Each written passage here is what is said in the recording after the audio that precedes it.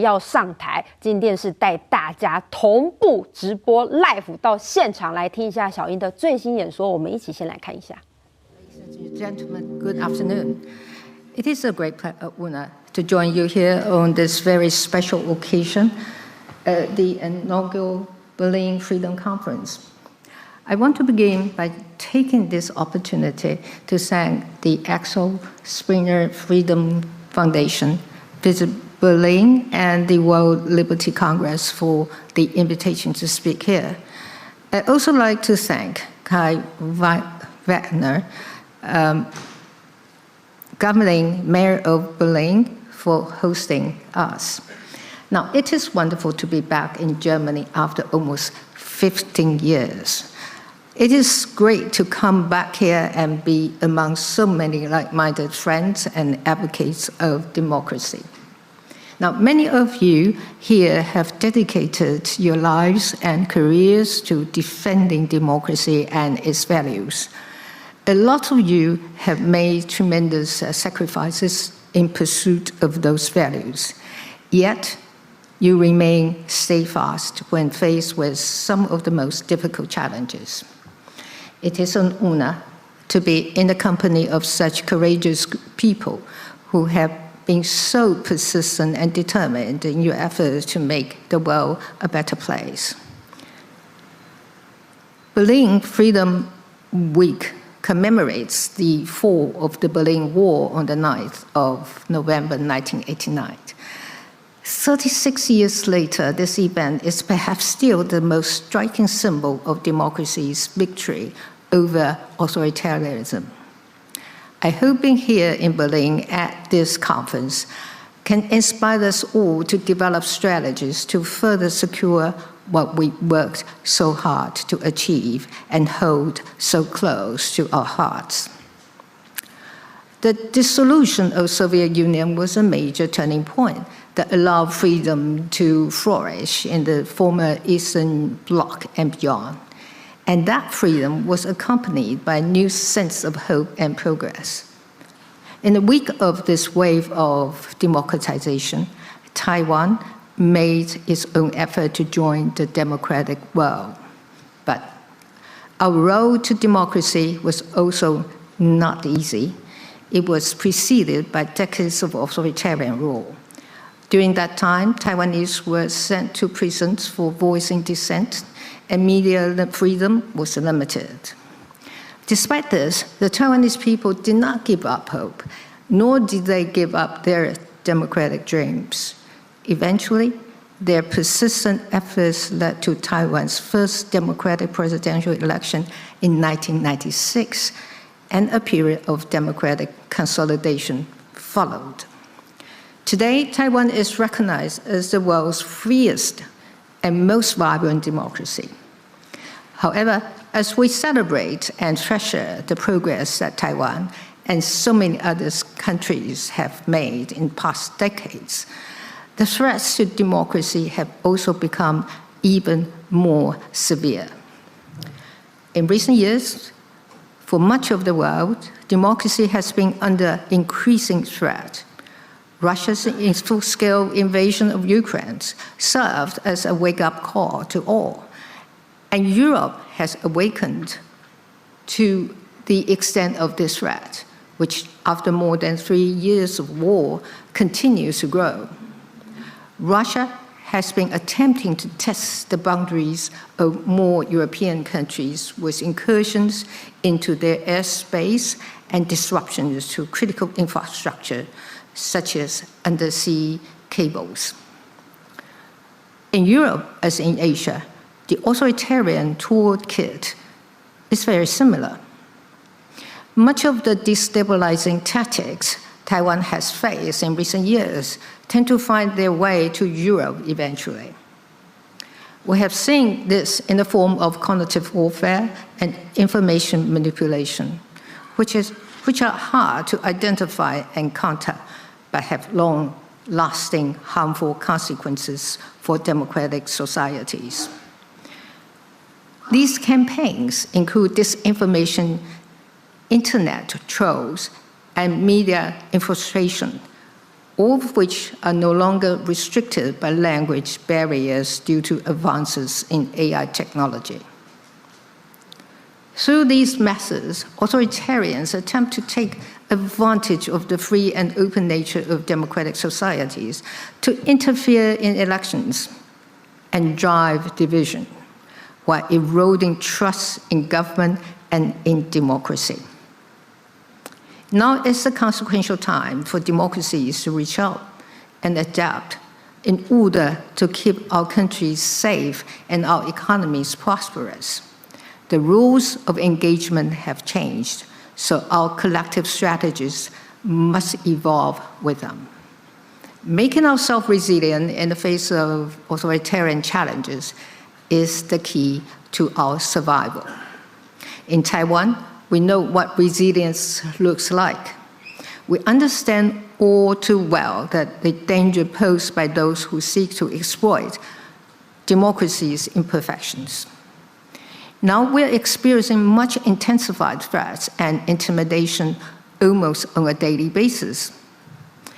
Our neighbor thought that by routinizing influence operations, gray zone activities, and military exercises, Taiwan would be debilitated by fear or become complacent. Contrary to that, the people of Taiwan utilize these challenges as a basis to build their resilience. Resilience has helped us defend our elections. It helped us weather the challenges posed by the pandemic, and it helped us counter information manipulation. For Taiwan, resilience comes in many forms, from individual to collective, from economic to security. It is crucial that we deepen security cooperation between democracies. A practical step in this direction will be to develop communications and information sharing mechanisms. A united democratic response will be much more difficult to break down for the authoritarians. Here, Taiwan has much to contribute. I want to take this opportunity to share with you our experiences in strengthening our defense and building resilience for the protection of our democracies. Taiwan has been proactively building its resilience on multiple fronts. Particularly, Taiwan has continued to increase its investments in defense. During my presidency from 2016 to 2024, Taiwan's defense budget rose by over 80% at a rate of nearly 8% per year. This was the most organized and systemic defense investment Taiwan has ever made. My successor, President Lai Ching-te, continues to increase investment as required by our security needs. In addition to the investments in traditional platforms such as combat aircrafts, Taiwan has made substantial investments in asymmetric capabilities like mobile land-based anti-ship cruise missiles. Taiwan has also invested in the resilience and security of our critical infrastructure. We have also learned from the experiences of our friends in Europe. In particular, we have launched the All-Out Defense Mobilization Agency to intensify our efforts to reform reserve forces training and to build whole of society's defense resilience. Taiwan has also fortified its digital infrastructure to withstand cyber threats and has coordinated with civil society to counter information manipulation. As technology continues to advance, we have been working hard to enhance our technological capabilities in confronting foreign information manipulation and interference. That's FIMI, as well as cognitive warfare. And through strategic partnerships, Taiwan has built an ecosystem that is ready to contribute to the security of the global supply chain. Our high-tech sector, particularly in semiconductors, has become an indispensable part of the global economy. In an age where AI also defines power, Taiwan's chip industry also anchors global prosperity.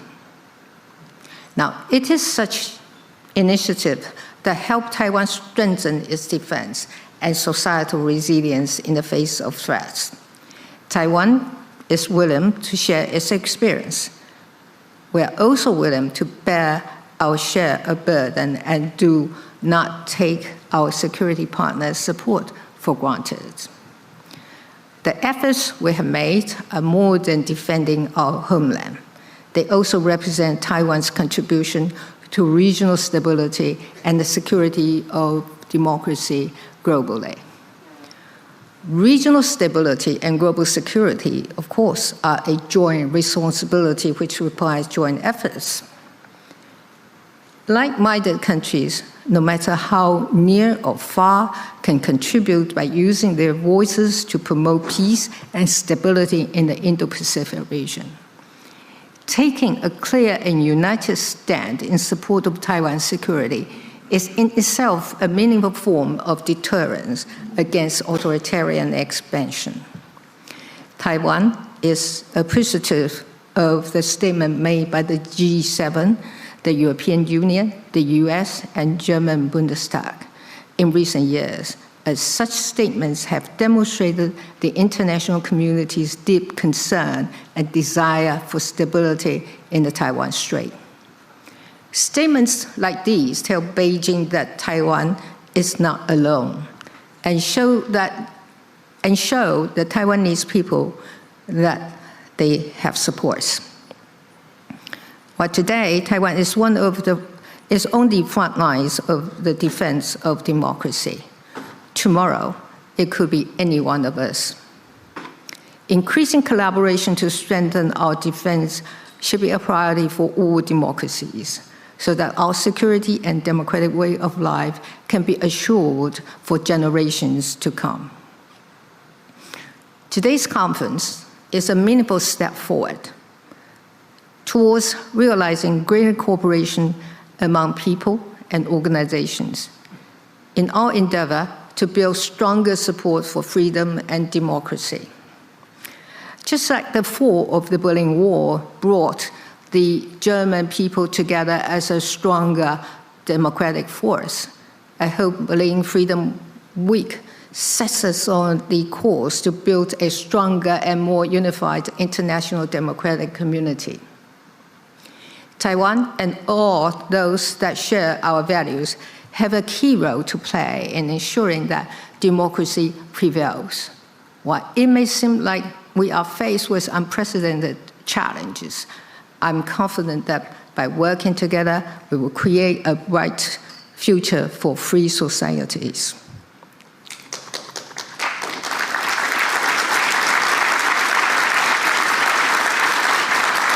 What?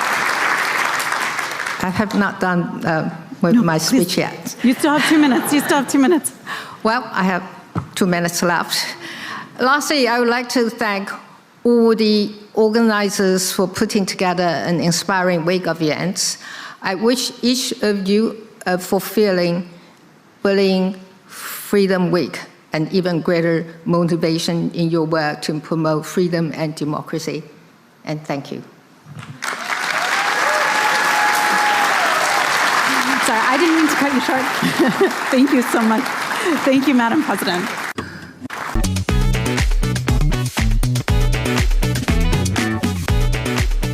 欢迎回到有话进来讲，大家刚刚有没有跟我们一起见证了前总统蔡英文在柏林的演说？哇，一直听到台湾，真的觉得非常的感动哦。尤其蔡英文不断的强调民主战胜威权哦，这个是台湾要把这个经验传递到全世界给大家知道。好，来蛋铺马，你刚刚看完之后、听完之后，你有觉得很感动吗？当然了，因为我觉得我每一次看到就是我们的不管是元首啦、副元首，或者说外交部长或者我们大使，每次能够站在这些舞台上讲的时候，我觉得每一次都很感动。就是我觉得其实对我们来讲，就是大家可能不一定有经历过那些外交打压的历史，但是有经历过那些历史的人，不管是亲身参与还是说关心这些事情的人，都应该会觉得很感动。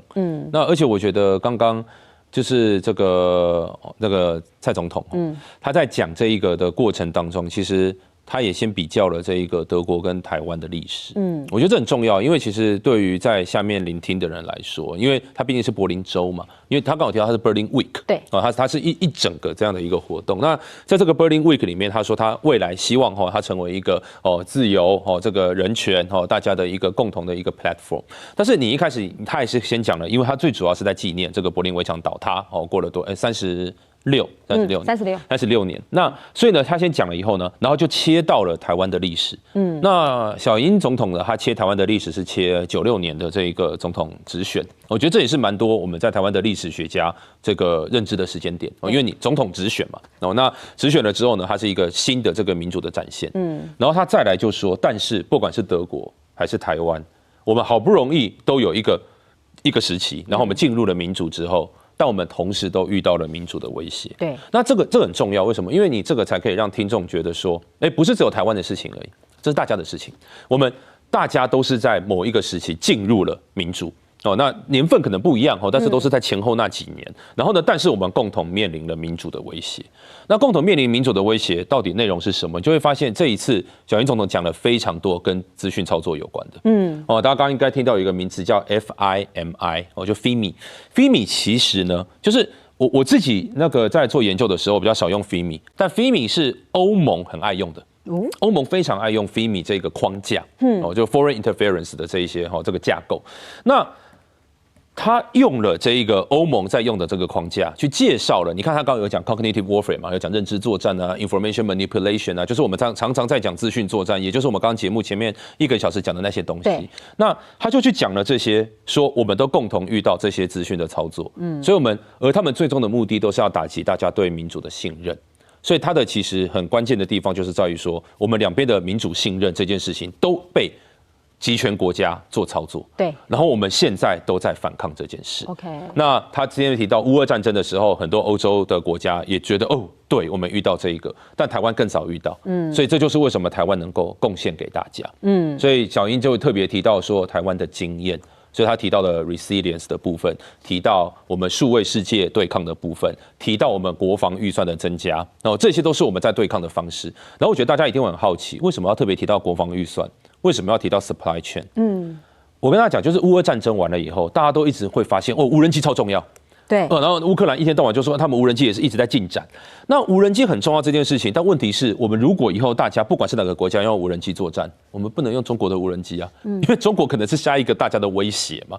那你要怎么去有那个产业链出来？你单个国家每个国家针对无人机的需求，可能都支撑不了那个产业。对，但是如果你是整个从欧洲、美国、澳洲、台湾，大家一起整个大家的那个市场，那是完全不一样的事。OK， 所以你会发现现在很多的各式各样全世界的厂商在台湾看台湾怎么做这个无人机相关的预算啊，哪些厂商的时候，他们同样的其实也都在欧洲做一样的事情，因为那个市场已经慢慢建立起来。